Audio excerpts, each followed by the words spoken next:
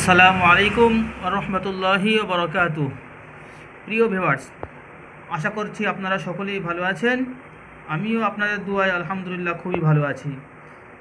বন্ধুগণ, প্রতিদিনের মতো আজকে একটি ভিডিও নিয়ে আপনাদের সম্মুখে হাজির হয়েছি, যেটি হলো অবৈধ প্রণয় বিচ্ছেদ, অর্থাৎ অবৈধভাবে, অন্যায়ভাবে, সমাজের বহির্ভূতভাবে, রাষ্ট্রীয়, ধর্মীয় এবং মানসিক দিক দিয়ে যারা অবৈধ সম্পর্ক গড়ে তোলে, সেই রকম সম্পর্ক, অবৈধ সম্পর্ক বিচ্ছেদ ঘটানোর একটি আমল। সুতরাং আপনারা বুঝতেই পারছেন যে কী ধরনের ভিডিও আজকে হতে চলেছে। তো দেখুন, এখানে স্পষ্ট ভাষায় লেখা রয়েছে, একটি নতুন মেটে পালিত ঢাকনির সহিত সামনে রাখিয়া পূর্ণ সূরা ইয়াসিন পড়িবে। অর্থাৎ একটি মেটে হাঁড়ি আপনার সম্মুখে হাজির করতে হবে, তাতে যেন ঢাকনাটুকু দেওয়া থাকে, সেটা এখানে বলা হয়েছে। এবং তারপরে কি করতে হবে, সূরা ইয়াসিন পড়িবে এবং প্রত্যেক মুবিন পর্যন্ত পড়িয়া সরা ওঠাইয়া একবার দম করিবে। অর্থাৎ ইয়াসিন ওয়াল কুরআনিল হাকিম ইন্নাকা লামিনাল মুরসালিন আলা সিরাতিম মুস্তাকিম, এরকমভাবে পড়তে যে যখন একটা প্রথম মুবিন আসবে, ওই মুবিনের জায়গায় আপনাকে কাজ করতে হবে, ওখানে একটু স্টপ করতে হবে। করার পর যে হাঁড়িটাতে সরা দেওয়া আছে, ওই সরাটা তুলতে হবে ওর মুখ থেকে। তোলার পরে একটি দম করতে হবে, ফুঁক দিতে হবে। দেওয়ার পরে আবার তারপরে কী করতে হবে, দ্বিতীয় মুবিন পর্যন্ত পড়তে হবে। বলছে অবৈধ প্রণয়নকারীর নাম লইবে, অর্থাৎ যে যার সঙ্গে ভালোবাসে, প্রেম করে, মহব্বত করে, সেরকম তাদের দুজনের নাম বলতে হবে, যে অমুক অমুকের বিচ্ছেদ ঘটানোর জন্য আমি এই আমলটুকু করছি বা এই মানে তাবিজটুকু করছি। তো এরকমভাবে তার নাম নিতে হবে। প্রথম কি বলেছি, সূরা ইয়াসিন পড়তে হবে, প্রথম মুবিন পর্যন্ত গিয়ে আপনাকে ওই হাঁড়ির ঢাকনাটুকু ওঠাতে হবে। ওঠানোর পরে ওখানে ফুঁক দিতে হবে।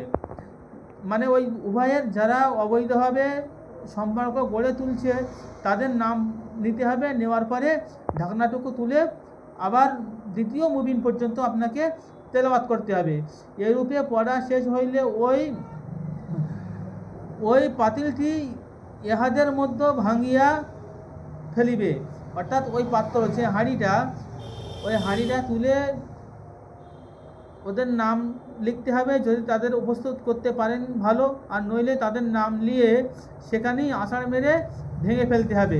পরস্পরের বিচ্ছেদ ঘটিবে। অর্থাৎ যারা অবৈধভাবে প্রেম ভালোবাসা করে চলেছে বা ওদের কারণে আপনাদের সংসারে অশান্তি, ঝগড়া ঝামেলা লেগেই আছে, তাদের যদি উভয় পক্ষের আপনি সামনে হাজির করতে পারেন খুবই ভালো। আর যদি একান্ত না করতে পারেন, সেক্ষেত্রে দুজনের নাম একটি কাগজের উপরে লিখতে হবে। লেখার পরে সামনে রাখতে হবে। রাখার পরে সেই হাঁড়িটাকে আষাঢ় মেরে ভেঙে ফেলতে হবে।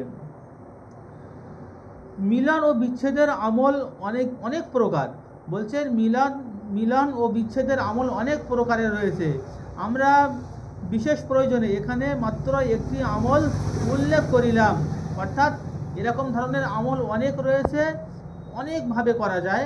সুতরাং লেখক বলছেন যে এরকম আমল অনেক দিলেও দিতে পারি, কিন্তু এরকম আমরা একটাই করিলাম। এছাড়া উদাহরণ আরও অনেক রকমের রয়েছে, সেটা জানতে হলে একটু সময় সাপেক্ষ, একটু সময় লাগবে, আপনাদের বুঝতে হবে। কিন্তু নাজায়েজ স্থানে কেউ ইহা ব্যবহার করিবে না। অর্থাৎ কেউ নাজায়েজভাবে, শরীয়ত সম্মতভাবে হলে আপনারা করতে পারেন, আপনাদের অনুমতি দেওয়া রইল। সুতরাং কেউ নাজায়েজ বা অবৈধভাবে এই কাজটুকু আপনারা করিতে পারিবেন না।